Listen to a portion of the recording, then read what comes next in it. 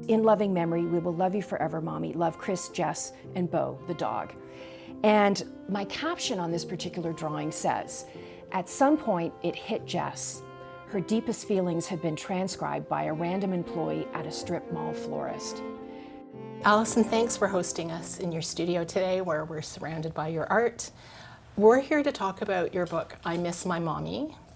And it's a book of portraits showing adults in various stages of grief due to the loss of their parents.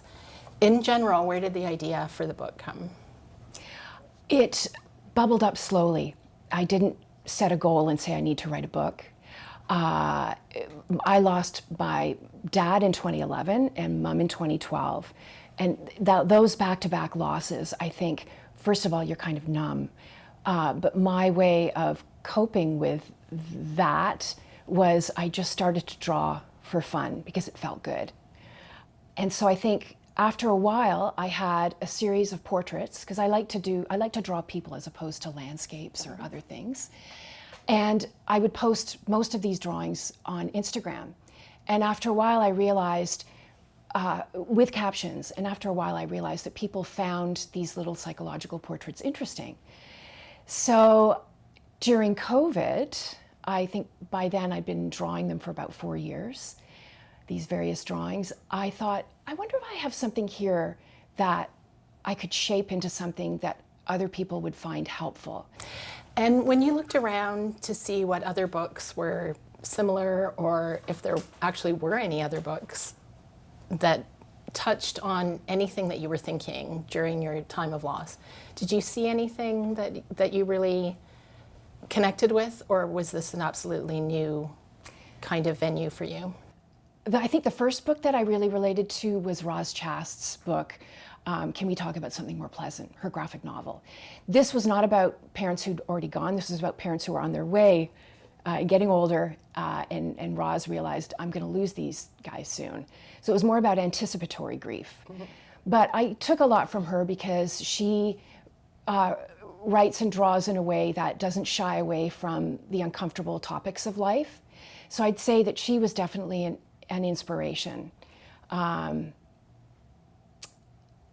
I think that was the big one. And then I think I reached back into my childhood as well, because I've always related to drawings more than I have, large swaths of text. Mm-hmm.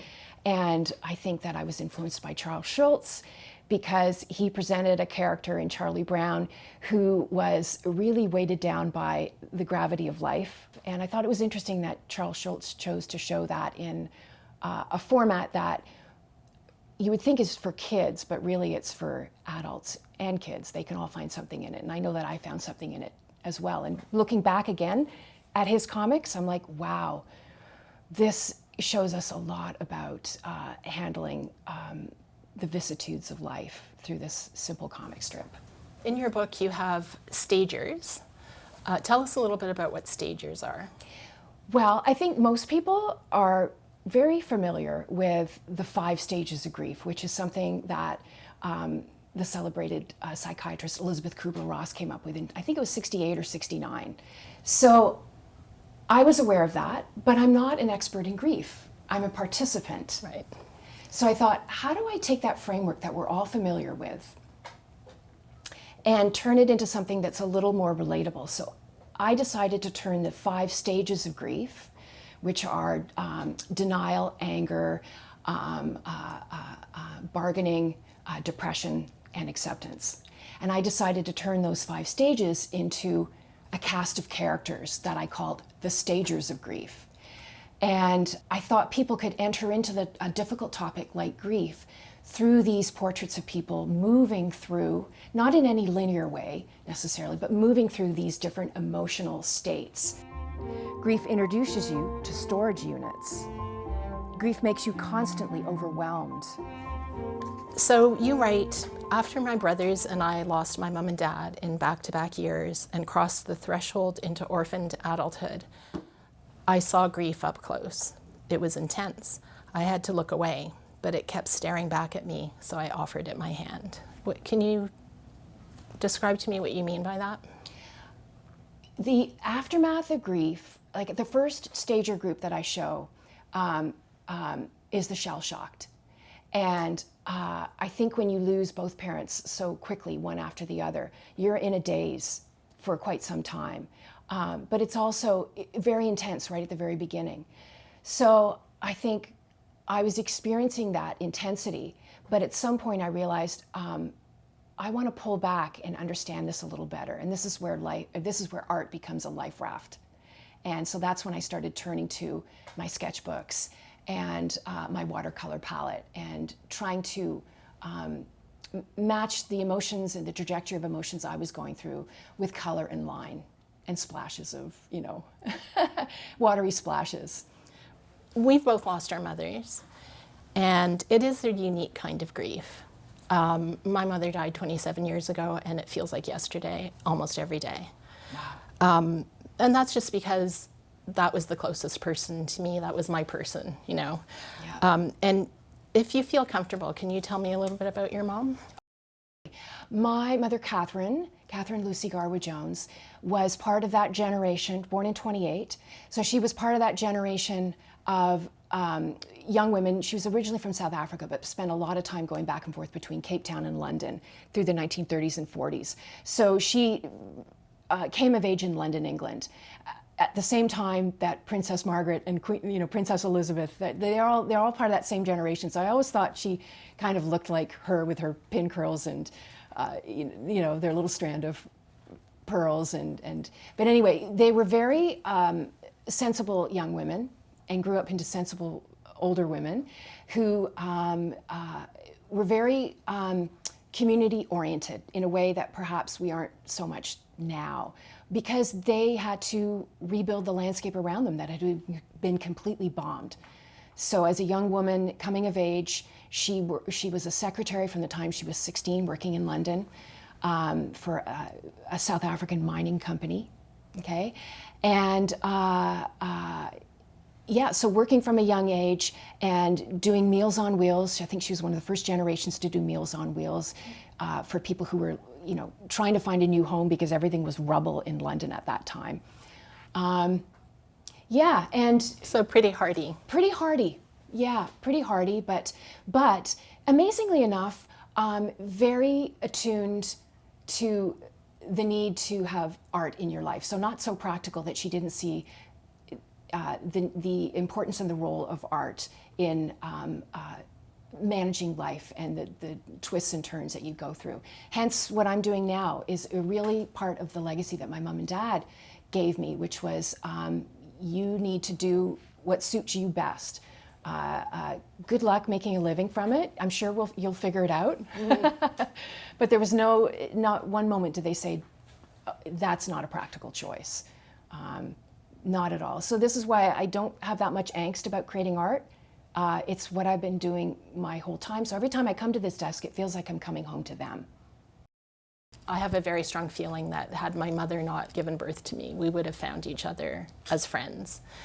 And we just would have been great friends for a lot longer, but because she was 40 years older than me, I didn't have enough time with her. And your illustration of your mother kind of harkens that sentiment. So do you want to maybe show it to us and tell us a little bit about that one? Yeah, my mom and I had the same age difference. She was just shy of 40 when I came along. And so I never thought about our time being limited, but I suppose it was in some ways. But I had the same feeling that we were so in sync. I had a dream, and this is the picture in the book. I had a dream that we were collecting shells on the beach, and we were the same age. And I think at some point, I didn't feel like that growing up. I mean, she was a real disciplinarian. I learned boundaries from her. That, again, maybe that's part of her generation. They never thought that kids should be friends with their parents, but that's exactly what we became at a certain point. Friends and not colleagues, but confidants. I phoned her every day. And I think this is true for a lot of women. They who have good relationships with their mothers, you talk to them on the phone every day. So yeah, we definitely would have gravitated to each other if we'd been in school at the same time. So it was a nice thing to have. And I think that grounding and that friendship gave me a sense of calm that for some reason has lasted till this very day. Because my mom came down with Alzheimer's in 2003. Even though she died in 2012, she started to disappear in 2003. So it's been over 20 years since we had a really good conversation. But that calm at the center of our relationship, I think I'm carrying on. Grief offers some people their first chance to stop running. For others, it's their last chance.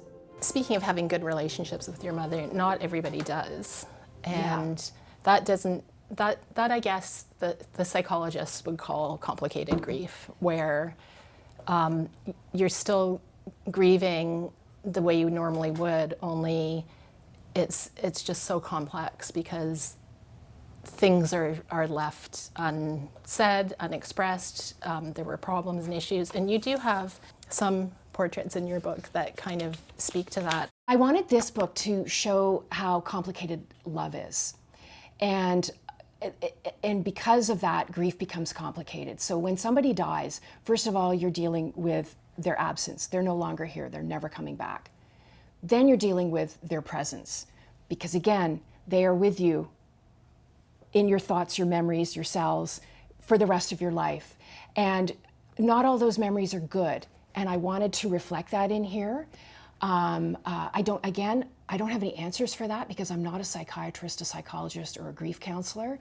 But I thought if I can be what I am, which is, a journalist and an observer on the sidelines taking notes and scribbling and creating images, maybe I can capture the poignancy of these emotional states that we're in as we move through, and cycle through grief in all kinds of different ways.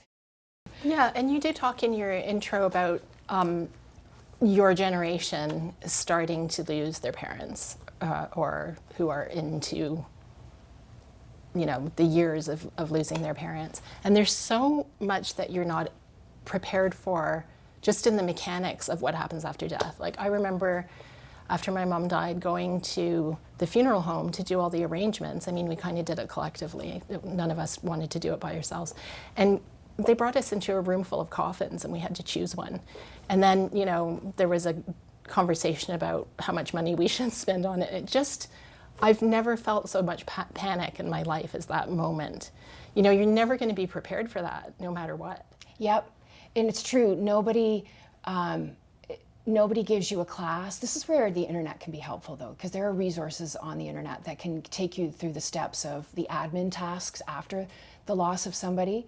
But I know for my family, it was completely overwhelming for all of us. And again, because of the silence around grief, it's something we don't talk about. Right. Right? Yeah, and so yes, I suppose we could have looked on the internet, but there was no time. I mean, somehow every time is compressed and elongated at the same time. Right. Your sense of time during those first few days and weeks and months is all askew. Like there's nothing you can predict. There's nothing you can count on. Yep, absolutely. Yeah, this is in the Stager chapter called The Weary. And the caption on this image, and I can just show the image here, the caption is, "Shruti avoids social media when living without her parents is too much to bear." So I conducted a survey, and I've yet to publish the results, but I wanted to do some fresh research. It's not. I filled out your survey. Thank you so much. It was amazing, Within a couple of days, 40 people had filled out a survey where I asked them to spend at least 14 minutes of their time answering 12 short essay questions about how do you feel about Mother's Day now that your mother is gone?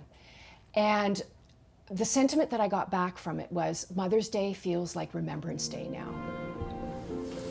Once or twice a year, Heidi sits in her car and stares at her childhood home. This is something that I've done.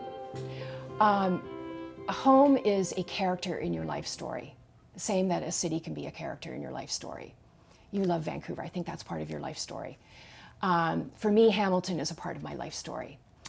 And so, so much change, happy times, tough times happened in those four walls. And I think that again, I wanted my drawings to be things that people could relate to, and I have a suspicion that a lot of people have driven past their old houses and sat there and looked at them and thought about good memories and the time they had that barbecue in the backyard and the time they sat on the front porch and watched life go by. And now somebody else is in that house, and have they changed it? What's still the same? What does my room look like? Looking up at the window, that was your room. Like, these are all very, very poignant things that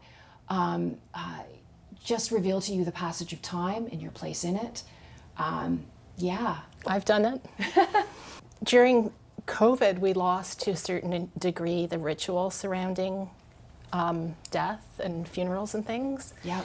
And what, I know, obviously, I know you've said it a couple of times, you're not a therapist. You're a participant, and so am I.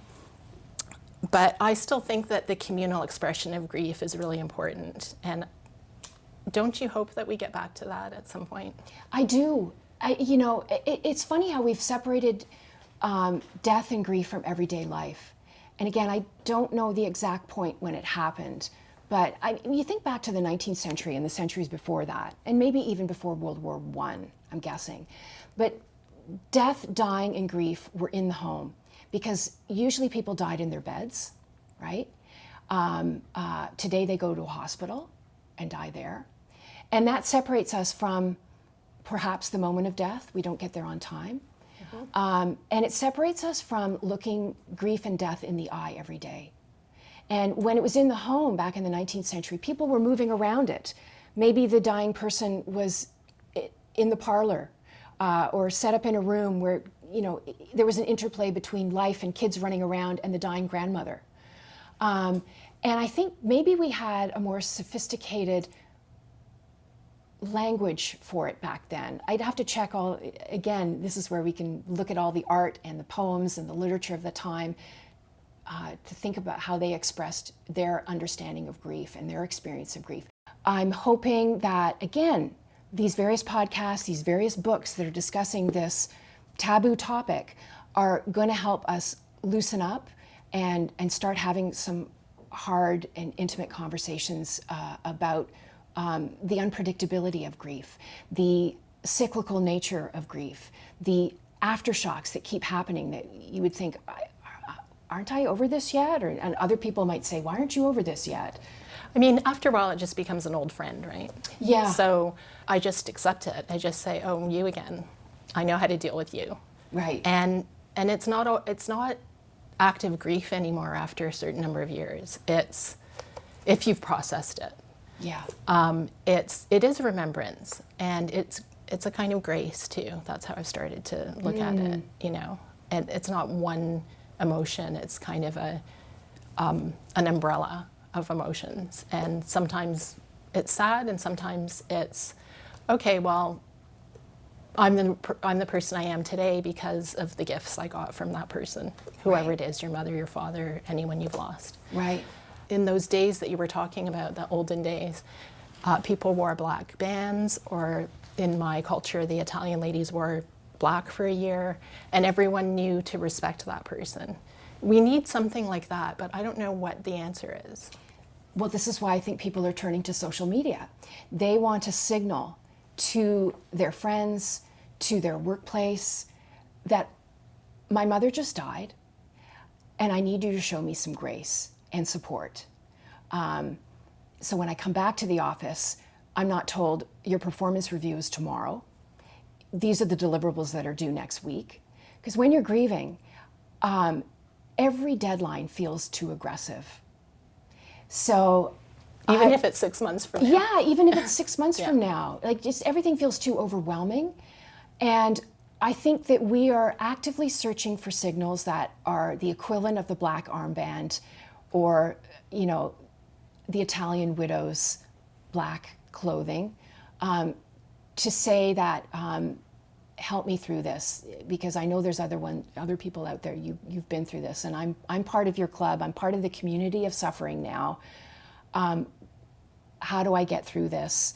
You don't get to the other side, right? It becomes, like you said, an old friend where you hopefully at some point realize that you've got some coping mechanisms to know how to